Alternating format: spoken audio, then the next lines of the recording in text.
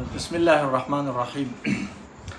ناظرینو د زمونږ د سوات د ودکی او شادرې د دغه علاقې سره تعلق لرونکي برکت علي نن سبا په اهل علم او علماو پسې په قرآن کریم او احادیثو پسې مذاق شروع کړي. نو زه ستاسو عوامو نه تپوس کوم، د خلکو نه تپوس کوم چې یو سړی دغه تعلیمي بیک ګراوند څه دی. اول خدا وګورئ، د میټرک پاس نه دی په دنیا په اعتبار سره د عصري تعلیم د میټرک پاس نه دی. نمبر 1. نمبر 2، د په مدرسه کې په دویمه درجه کې فیل شوی دی. رزلټ به تاسو سره په دې ویډیو کې موږ شیر کوو. په جامع مظهر العلوم کې د فیل شوی دی، د سبق نه تللی دی، نه دی شو ویلی.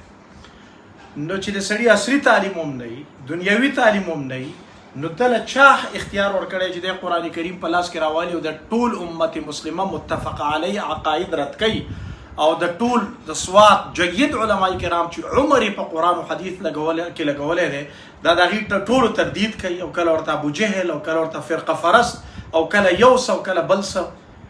یاد ساتئ عوام ورونو چې دا سړی دلته فساد پیلاوي او څنګه کارنامه او څنګه حالات چې په دې سوات تیر شوي دي هغه شان دوباره عوامو ته کله وایي زه 313 کسان پیدا کوم او دلته به چې دی نو زه نظام بدلوم.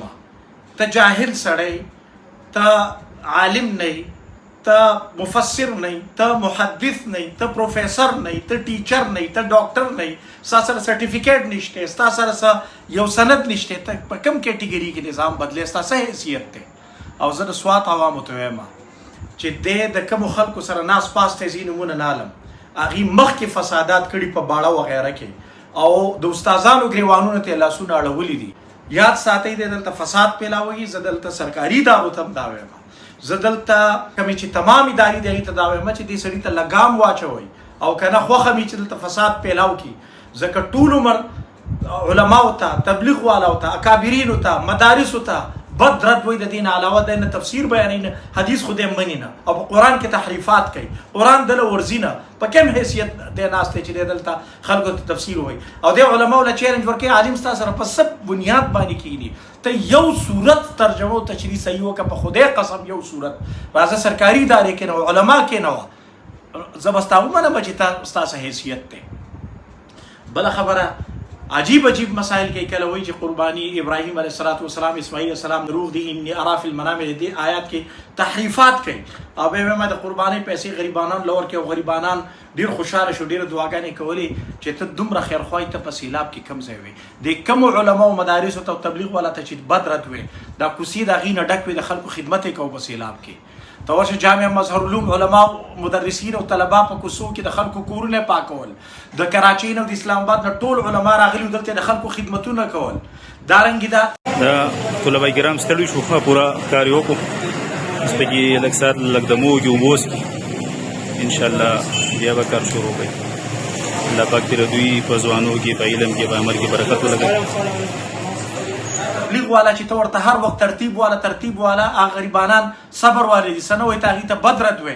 هغه تبلیغ والا به 3 زره کسان تشکیلول، د خلکو خدمتونه به یې کول. په سیلاب کې خو ته په نظر نه راتلې، نه ستا هغه په چا پسې چې زه ورسره کښېنې د هغې خوا هغې په نظر راتله. نن ته د قربانۍ چې نبي علیه الصلاة والسلام فرمایي چا چې قرباني ونه کړه زموږ مصلا ته نه راځي. د نبي علیه الصلاة والسلام ته دعویدار یې، نبي علیه الصلاة والسلام په مدینه کې چې څومره کاله او هر کال قرباني کړې ده، او ته وایې چې قربانۍ پیسې مې غریبانان له ورکړي، دا مې غریبانان له ورکوي. ته په سیلاب کې چېرته وي، ته په کرونا کې چېرته وي، د کومو علماو طلباو ته چې بد رد وی، دا ټول خلکو خدمت ته شپه ورځ ولاړو. اوس هم ته کوم خدمتونه کوې؟ ته ما ته وښایه. سیوا په دغه ټیک ټاک باندې چې دی نو د فضولیاتو واهیاتو نه علاوه ستا کار نشته. زه د سوات غیورو عوامو ته وایم او ادارو ته وایم چې دې سړي ته لګام ولګوئ، که نه دی به دلته فساد پیدا کړي او دی به دلته چې دی نو یو دنګه فساد کړی کړي.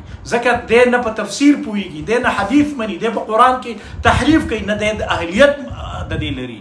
او د ډګریانې به ستاسو سره شیر کوم، د صرف قرآن حفظ کړی دی، عام قاري دی، د هغې نه علاوه دی د هیڅ نه دی خبر، او چې څه وایي غلط وایي، تحریفات کوي. که نه یو صورت دی د سیوا د بکواساتو او د واهیاتو او د ردو بدو نه علاوه دله هیڅ نه ورځي. د دې غلطو عقایدو او نظریاتو د وجې نه وفاق المدارس العربیه پاکستان د حفظ مدرسه و قاعدې ناظري د هغې الحاق ختم کړی دی.